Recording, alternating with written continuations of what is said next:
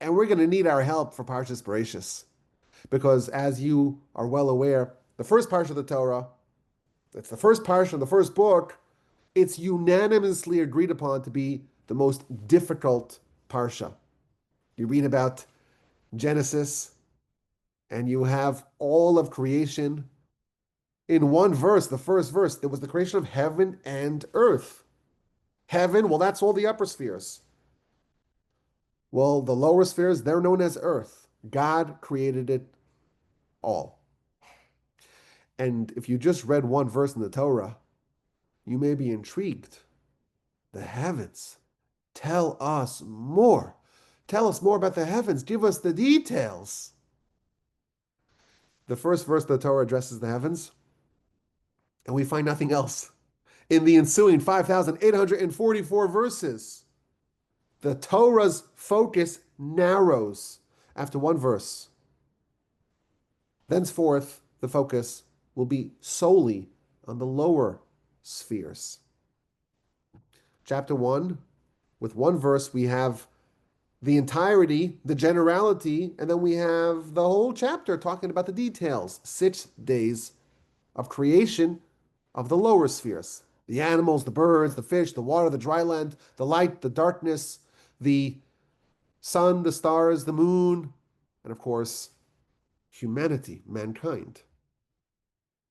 And if you read just chapter 1, you'll say, well, tell me more about those animals and those birds and those fish and the water and the light and the dark. But the focus of the Torah narrows yet further.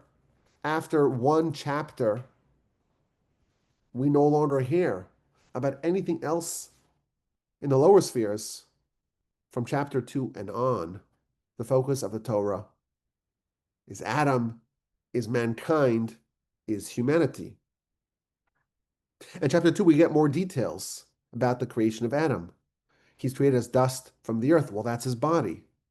And then God, so to speak, blew into his nostrils the soul of life. And Adam is placed into the Garden of Eden, to guard it and to work it. And he's given the instruction you can eat from all the trees of the garden, sans one. Son one.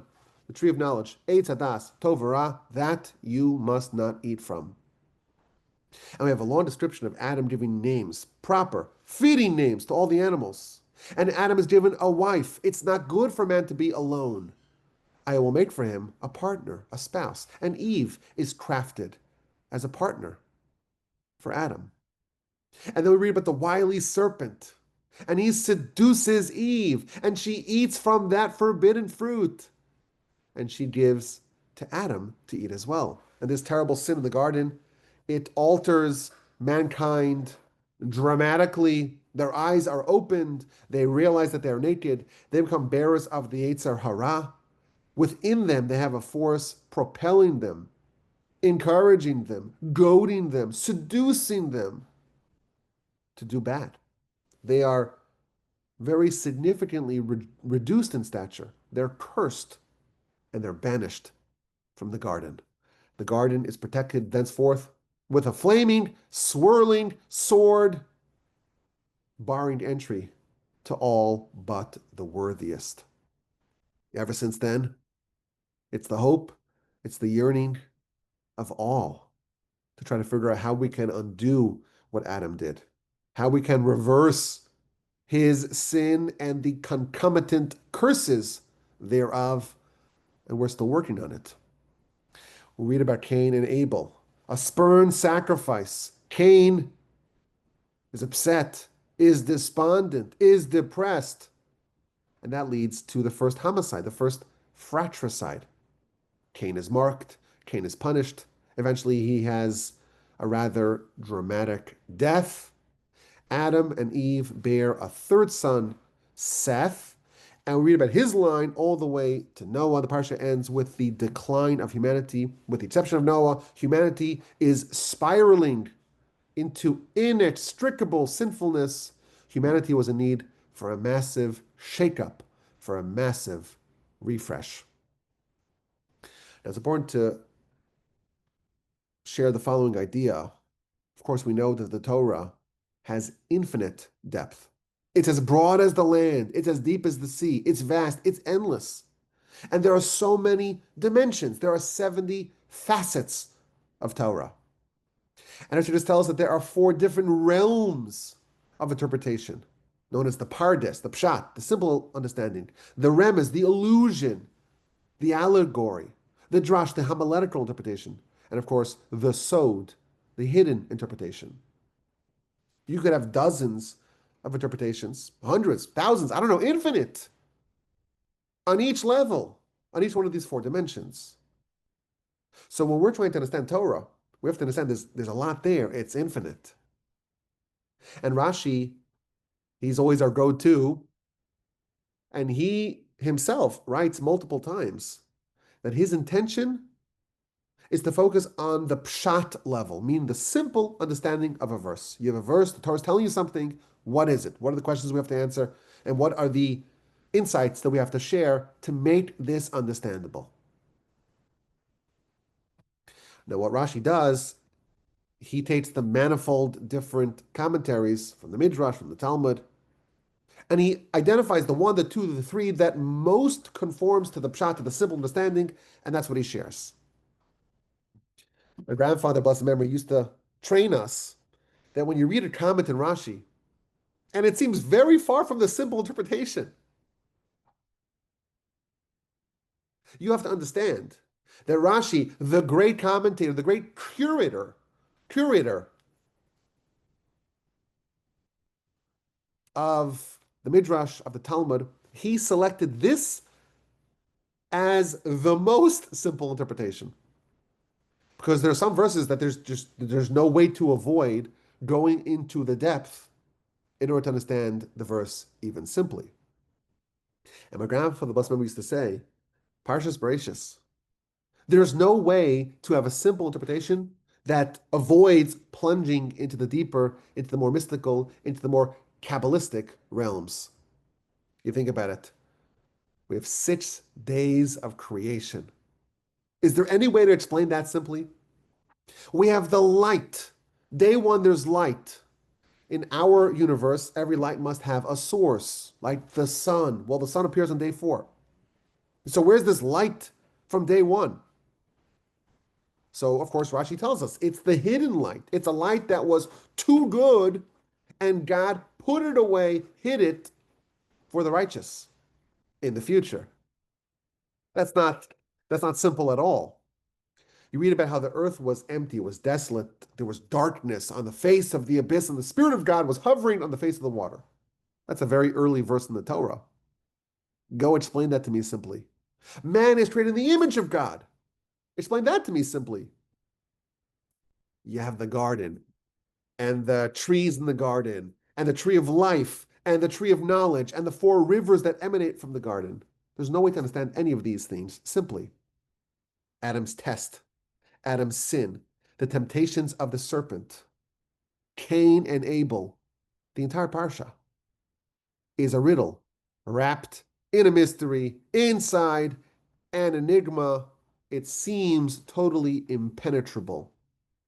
One of the foundational books of the Kabbalah is a book called Tikkun Zohar. It's an entire book on one verse. Which verse? The first verse of the Torah. Our sages tell us that everything is included in the word Bereshis. This parsha is complicated, but that's okay because we have a pass. We have a pass backstage. It's year 10 of the Parsha podcast. We're going backstage into the Parsha. So let's begin. The first word of the Torah, if you look at it in a Torah scroll, you'll notice something odd about it. The first word is Bereshis, and it has 6 letters. And one of those letters is different, meaning it has a different size font. The first letter in the Torah, the Beis, the Bet of the word Bereshit, or Bereshis, is enlarged. It's one of the 11 enlarged letters in the Torah.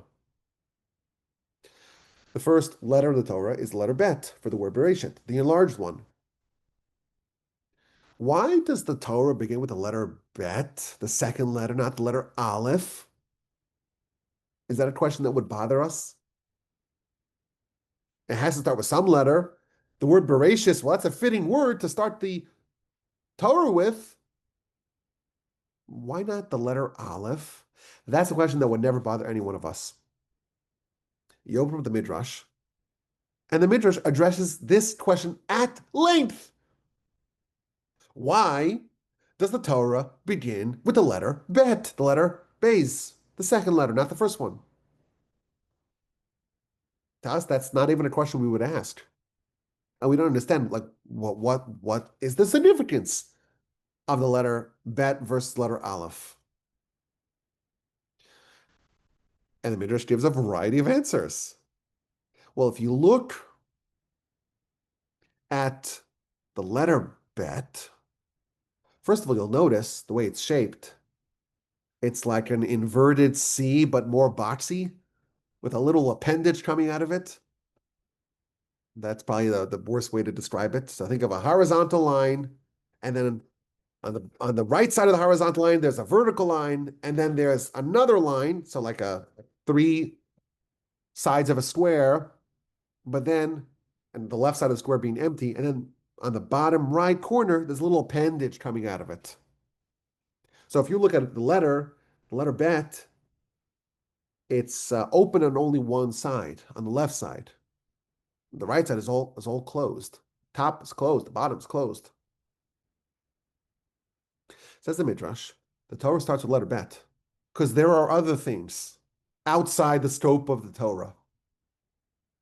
What are those things? Of course, one thing not included in the Torah, as we shall see in a little bit, is the full understanding of God. That's beyond the Torah. God created the Torah. You'll find answers to everything in the Torah besides for that. Well, what happened before the world was created? What's above us? This is Kabbalistic literature or Kabbalistic terminology. What's above, what's below, and what is before?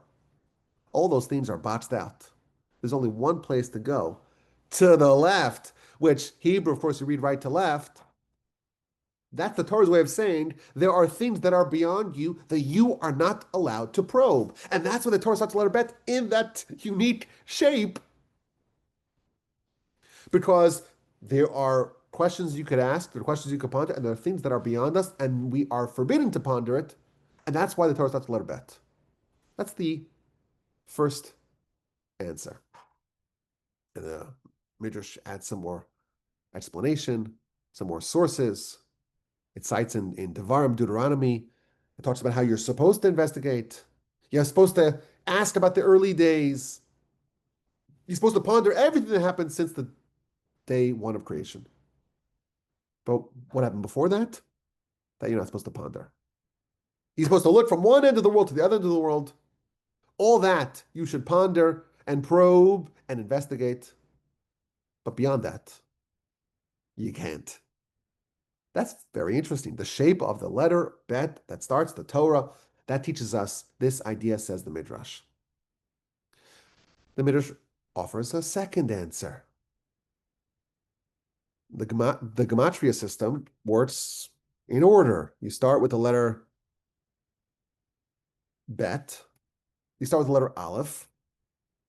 That's one. And the letter Bet that's two. Says the Midrash, the description of creation must start with the letter Bet because there were two creations. There's this world, and there's the world to come. And with the letter Bet, it's hinting to the duality of creation. This world and the next world. Okay, interesting. A third answer. The word bracha means blessing. Bracha, blessing. Brachos, blessings. It starts with the letter Bet. The word, God forbid, for a curse, arur, starts with the letter Aleph. Oh, you can't start with the letter Aleph because that invokes cursing. You have to start with the letter Bet, which invokes a blessing. Another answer. Also having to do with the shape of the letter bet. The shape of the letter bet, it has prongs. It has prongs on top and prongs, that little appendage going back behind it, so to speak. And this is to teach us, it says in Midrash, if you tell the letter bet who created you, it points to its tail. And the word I used was appendage. It uses its tail. It points, so to speak, back and say, the one above me, he created me. The one behind me, so to speak, the one that you can't see, he created me. This is all fascinating and very, very much a subject that we would not even recognize. We wouldn't even notice that this is something to ponder. And finally, Midrash says the letter Aleph was not persuaded. The letter Aleph still wanted to go first.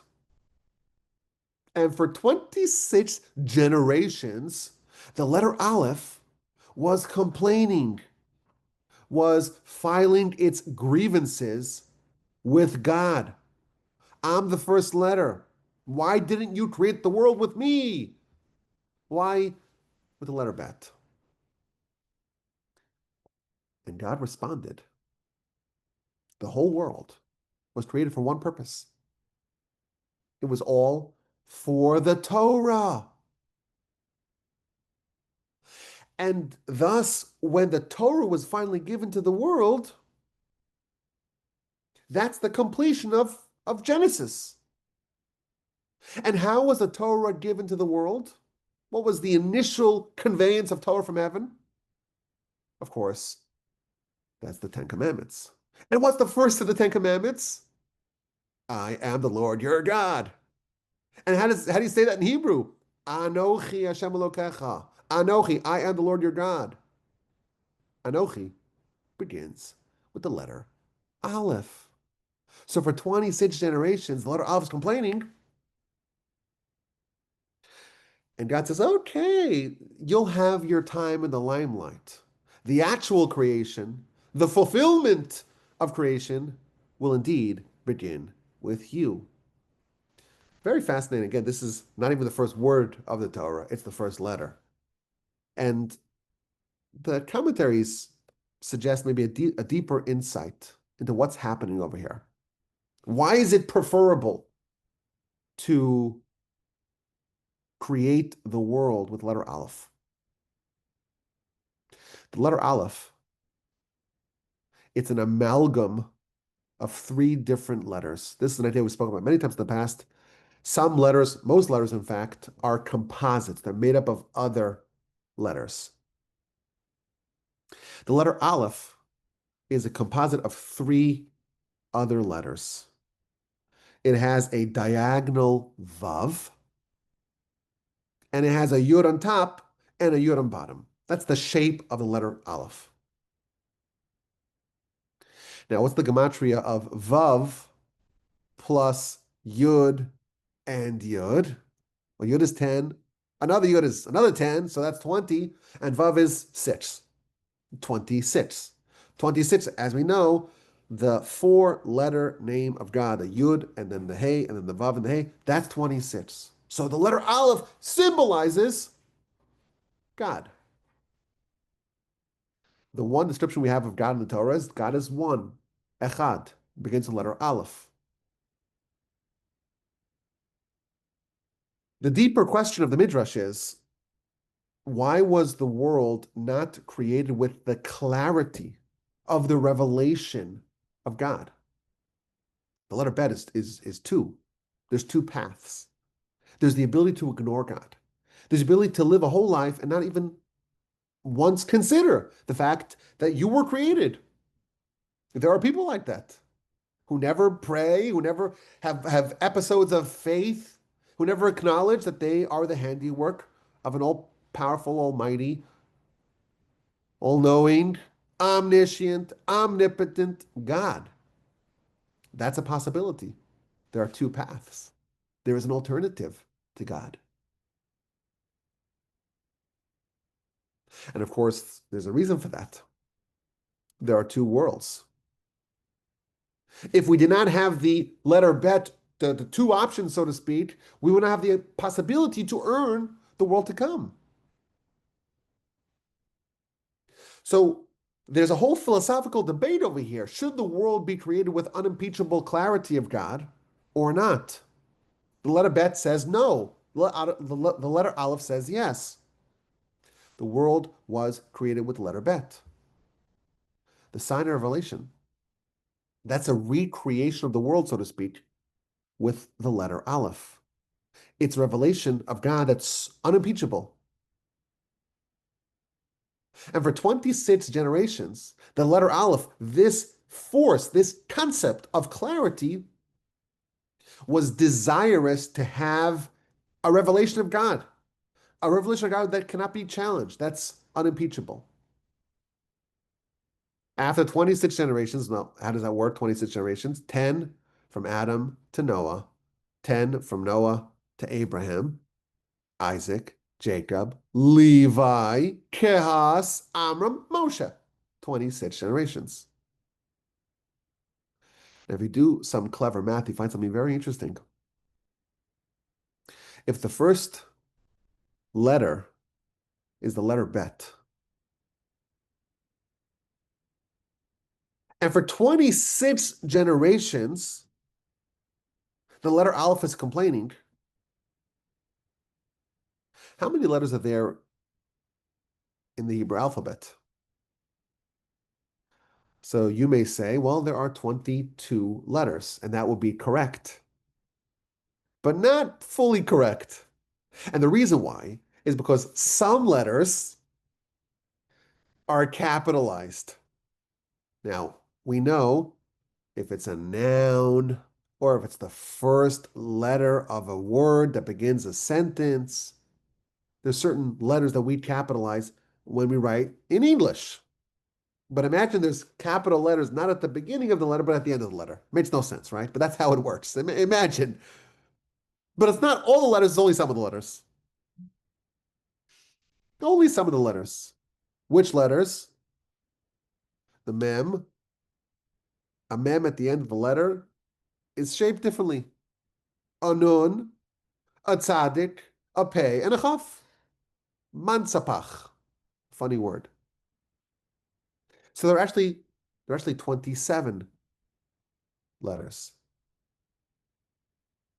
So the commentaries explain the first generation was letter bet. The second generation was letter gimel. The third generation was letter daled, and so on. Further and further. 22 generations, you finish all the letters. And then you have 5 more. After 26 generations, you've gone from the letter bet all the way to the end of the Mansapach. After that, you finally get the letter aleph. You get the Anochi. Very interesting, profound insight. But for us, I think there's maybe a powerful lesson that we could take for ourselves from this idea. The letter aleph is the highest level. That's the letter that represents God, the oneness of God, the unimpeachable clarity of revelation. And we don't start there. We start at a lower level, and then it goes even lower. There are successive degradations. You go further and further and further and further away from the aleph.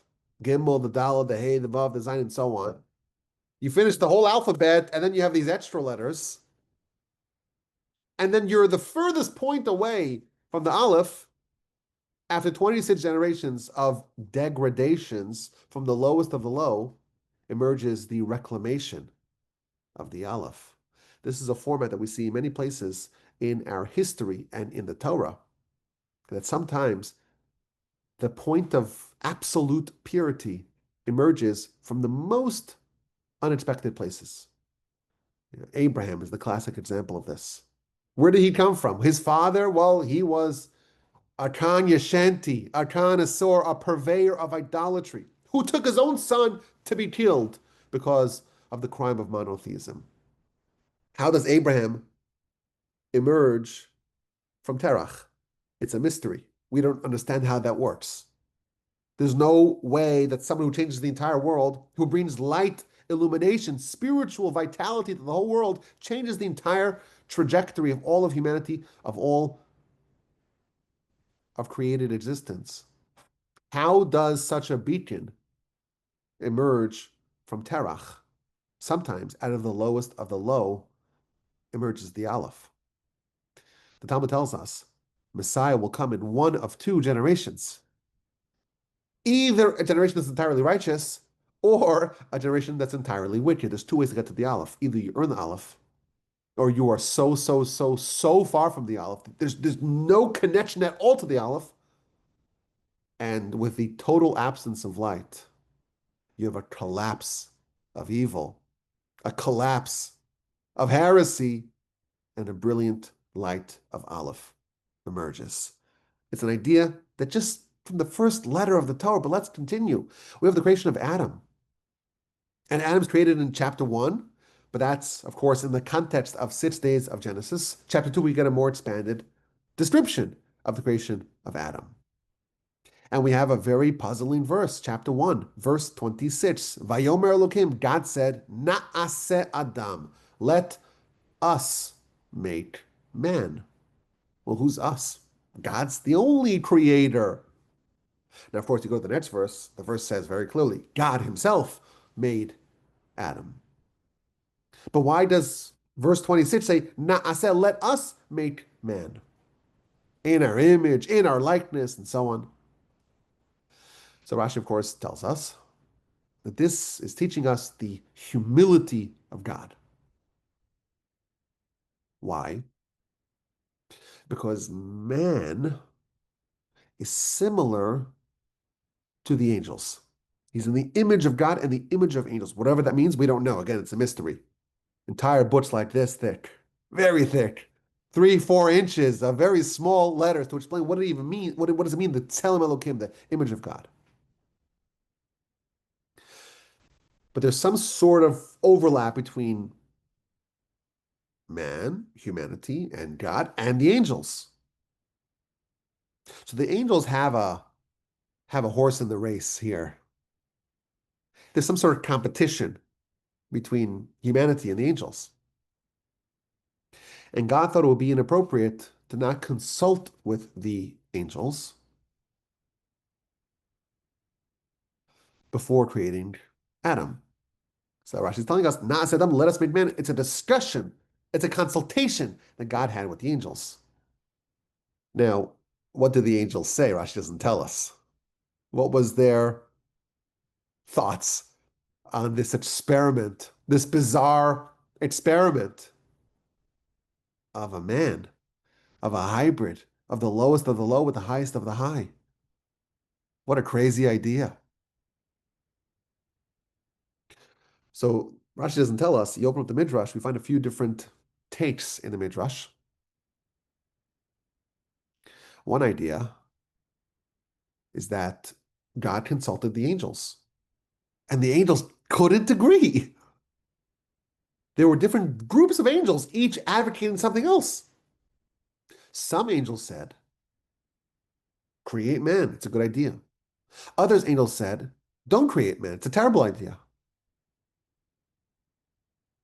The angel of kindness said, well, man, they have an attribute of kindness. They work together. There's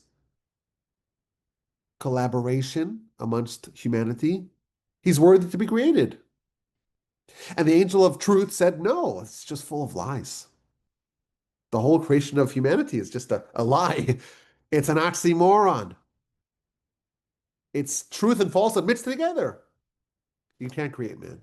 You ought not to create man. The angel of justice said, well, create man. He does justice.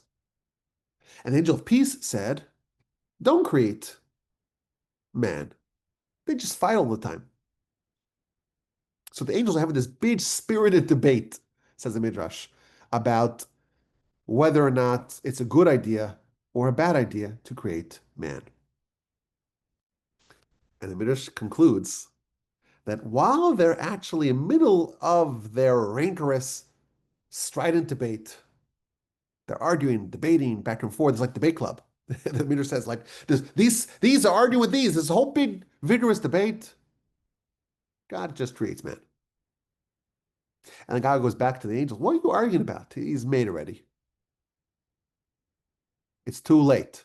It's a fait accompli.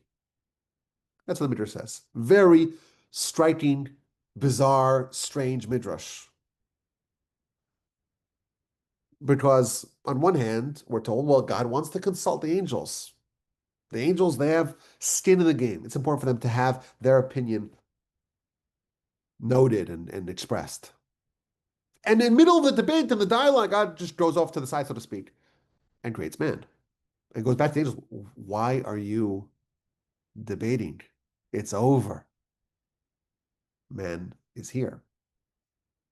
The commentaries tell something very profound. Man, the creation of man, and of course, when we say man, we mean mankind. Man is created amidst a very serious and unresolved debate.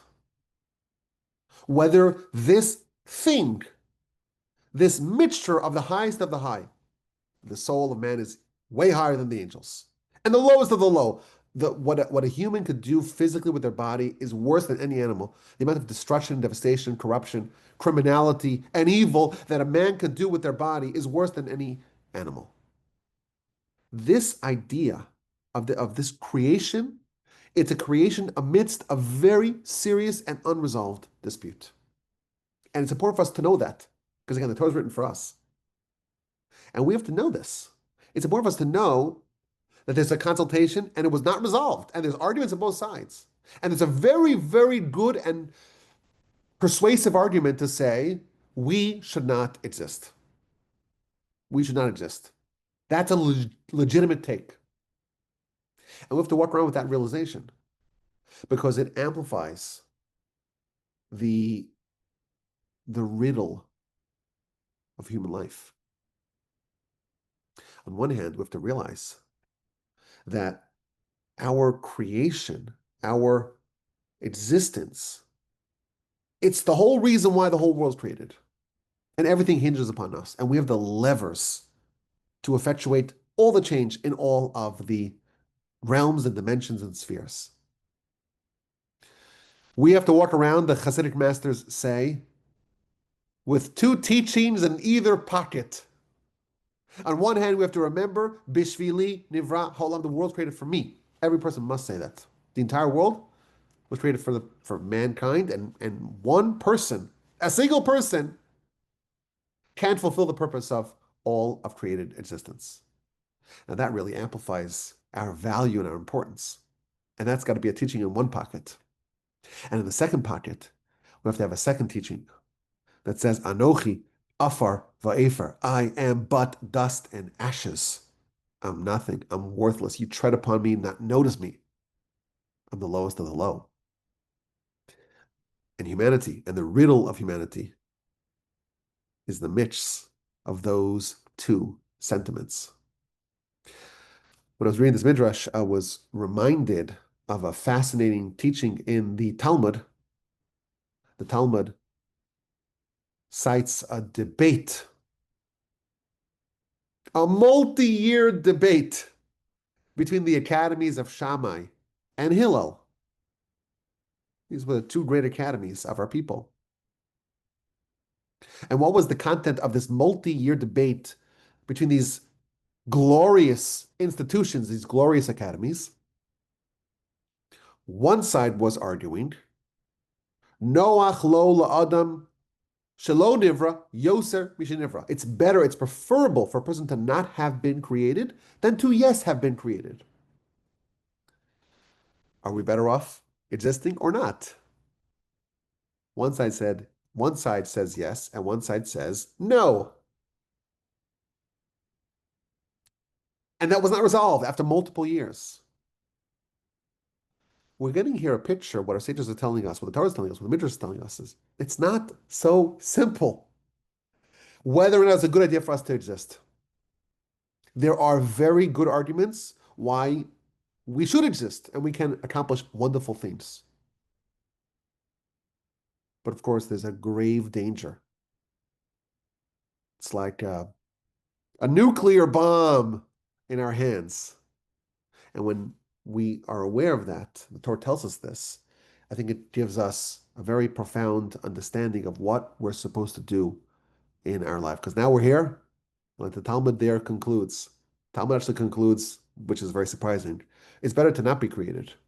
But once we're here, we got to work very hard. Make sure we do what we can to perfect ourselves, to refine ourselves, and to uplift the world.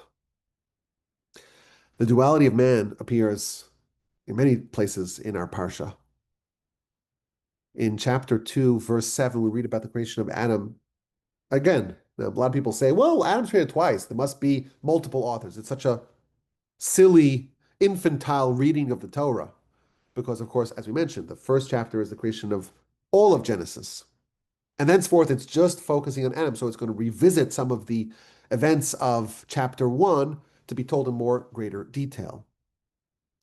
If you look at the creation of Adam in chapter 2, verse 7, it says that God, Hashem Elohim, God formed, Vayitzer, God formed, Es Adam, the man, Afar min Adama, dust from the ground, from the earth. And he blew into his nostrils the soul of life. Vayi ha'adam lenefesh chayim, man became a living being. When you read this verse, you won't notice anything awry in the verse. But of course, Rashi and the Talmud and the Midrash, they don't miss anything. And they say, wait a minute, the word vayitzer means to craft or to form.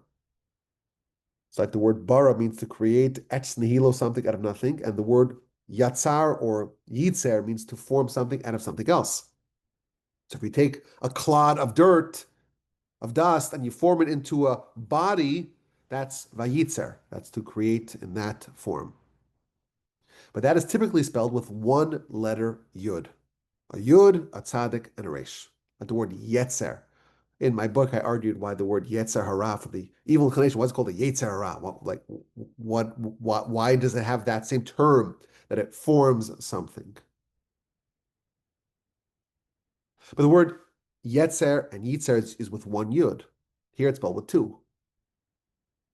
Why is it spelled with two? And Rashi tells us that man is created twice. Man's got a good inclination, bad inclination. Man's created this world, the world to come. The same duality of man. The angels arguing it's a good idea. The angels arguing it's a terrible idea. Both of those are simultaneously true. And the word vayitzer, it's actually pronounced the same way as it would be if it had only one letter yud. The sages tell us that we are created. And there are vastly different ways that we can manifest our life, that we can choose to live our life. And we have to make a choice. At the very beginning of the Torah is creating that contrast. What do you want? Very powerful idea, very powerful insight. It's a little backstage in the Parsha. But let's go to the big episode, maybe the most puzzling episode in the whole Parsha.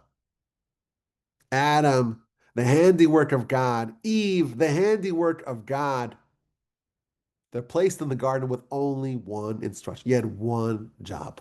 You had one job. Don't eat from this tree. Now, the amount of literature and commentaries that discuss what happened and how they could have done it, what they were thinking, it's endless. It's endless. So we can't cover it all. But let's try to get maybe a little bit of a deeper and more nuanced understanding of what happened over here. We have a serpent. Serpent, of course, is the embodiment of the Yetzer Hara, the Satan, the Malach HaMavet, the angel of death.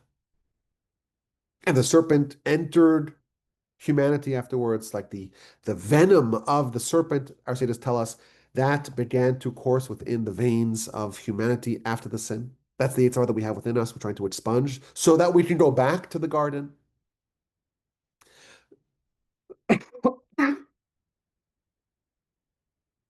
the serpent is seducing, is enticing Eve. And he tells her, you're not going to die. You eat from the tree, you're not going to die. Chapter 3, verse 5, because God knows that the day that you eat from the tree, your eyes will open and you will become like God. Yodei tov v'ra, knowing of good and evil. Now, what does it mean? What's the serpent telling Eve?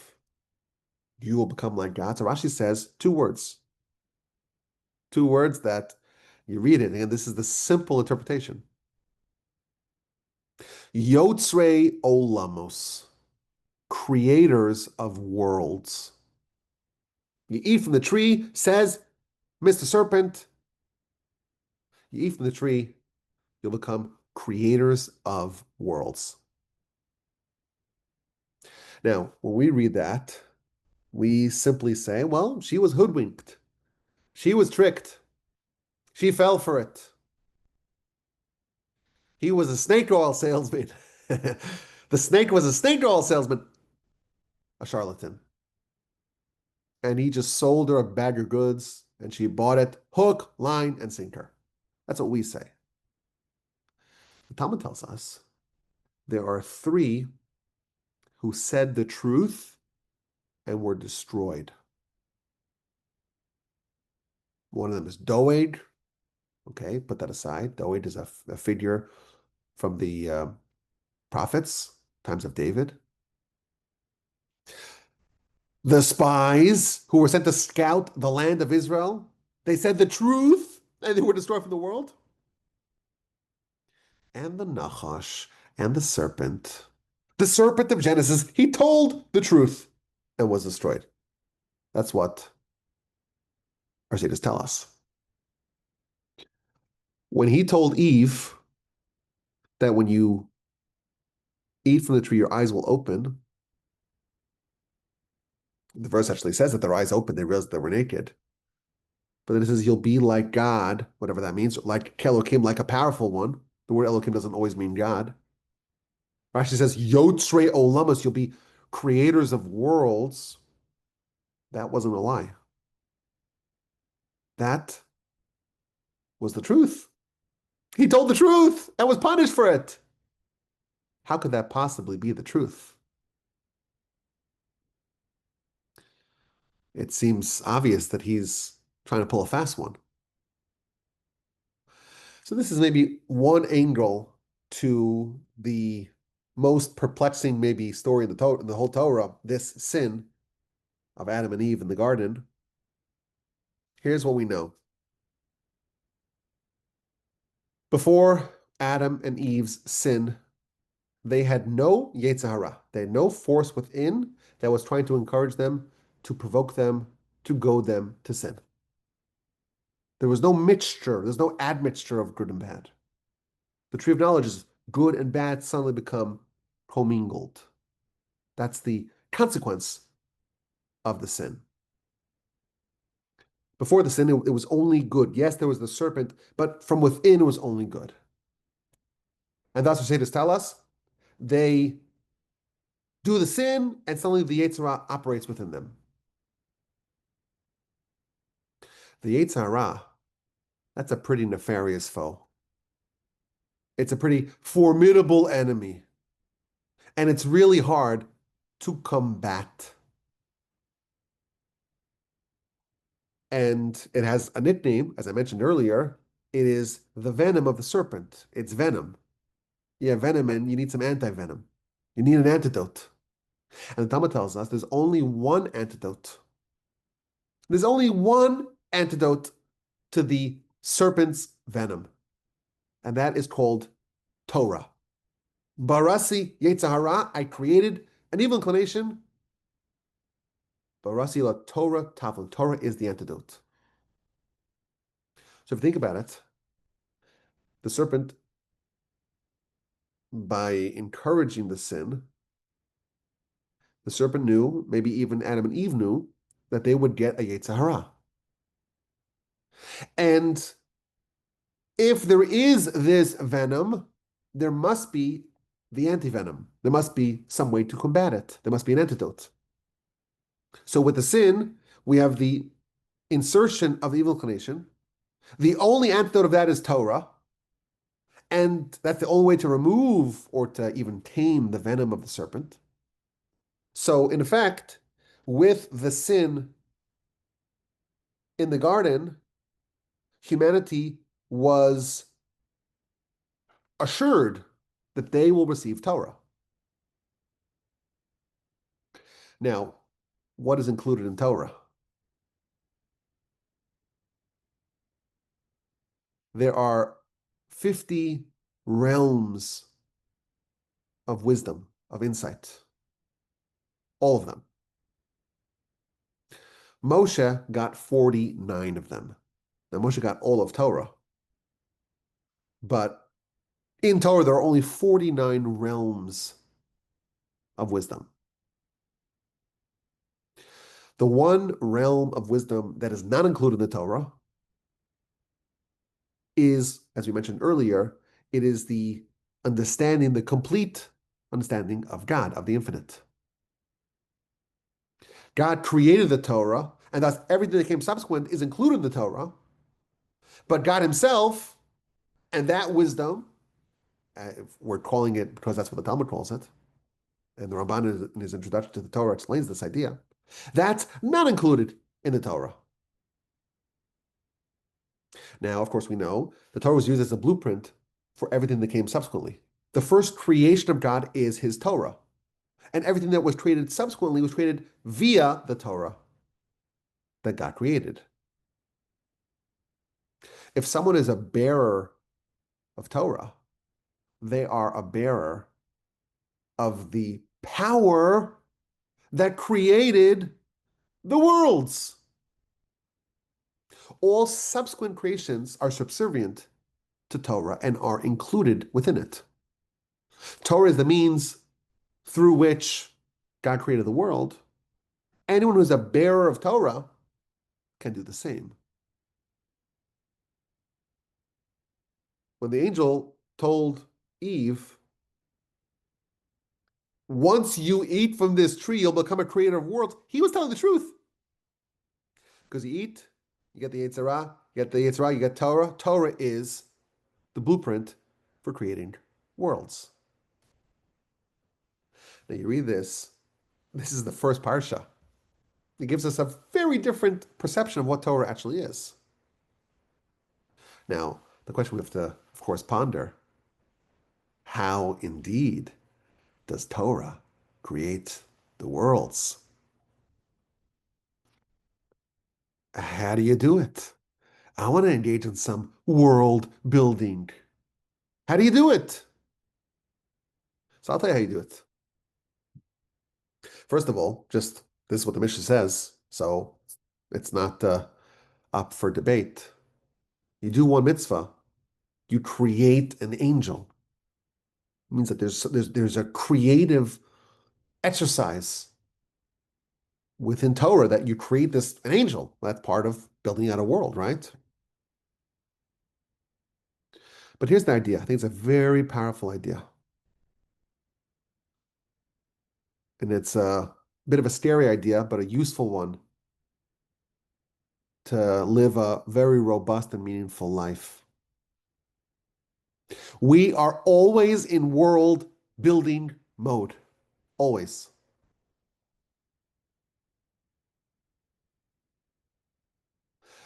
When someone dies, where do they go?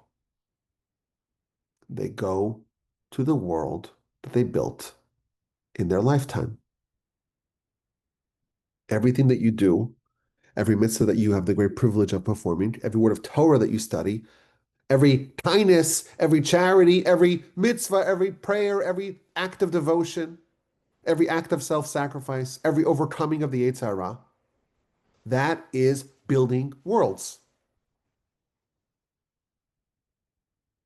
We don't inhabit those worlds because we're in building mode.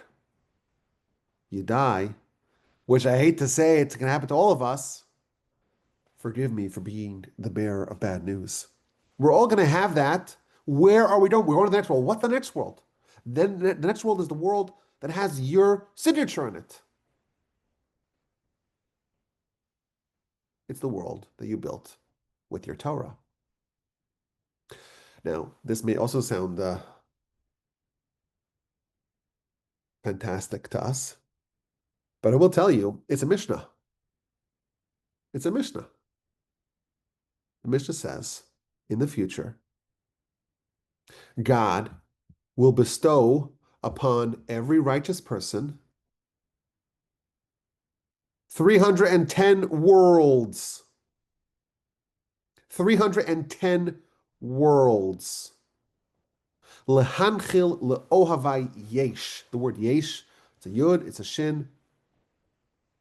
That's shai olamas, 310 worlds. So shin is 300, the yud is 10. Every righteous person, the Mishnah tells us, will be deserving of 310 worlds. Now, one more very cool thing. God created man, and the word vayitzer is with two yuds. It's the Yetzer Tov, the Yetzer Hara. It's this world, it's the next world. There's an interesting comment in the Gaon of Vilna. How do you earn these worlds? It's with Torah, specifically the Torah used as an antidote to the Yetzer Hara. With your two forces that you have, one pulling you for good, one pulling you for bad, one pulling you to ignore the world to come, and one pulling you to encourage you to build that world, that's how you earn your 310 worlds. The Gaon of Vilna says that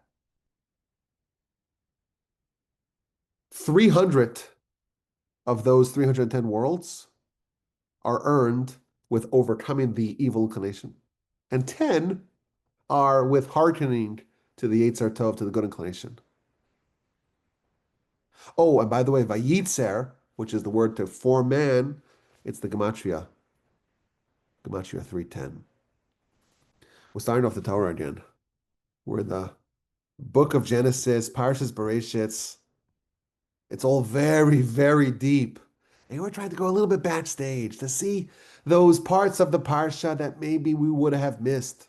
The deeper messages, the hidden, maybe even in plain sight, but hidden for us, the hidden elements and aspects and dimensions and realms of the Parsha. It's year 10 of the Parsha podcast. We hope and we pray that we will succeed in recording a Parsha podcast, please God, every week this year. We really hope. It's every time it's a gift from the Almighty. So we hope, just as the Almighty has helped us to study the Holy Torah, multiple cycles without missing a single week, we hope that we can continue that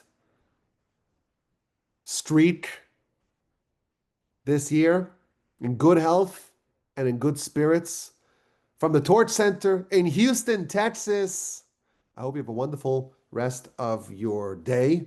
Now, we were recording this on Sunday, so you should have a wonderful rest of your festival. Please, God, I will release it after the festival. So hopefully everyone, by the time you listen to this, you had a wonderful festival. Hopefully the hostages are all back home and all's well. We don't know what's going to happen. It's still up in the air. But we're back. It's the Parsha podcast. It's year 10. We're going backstage. My email just says rabbiwalby@gmail.com.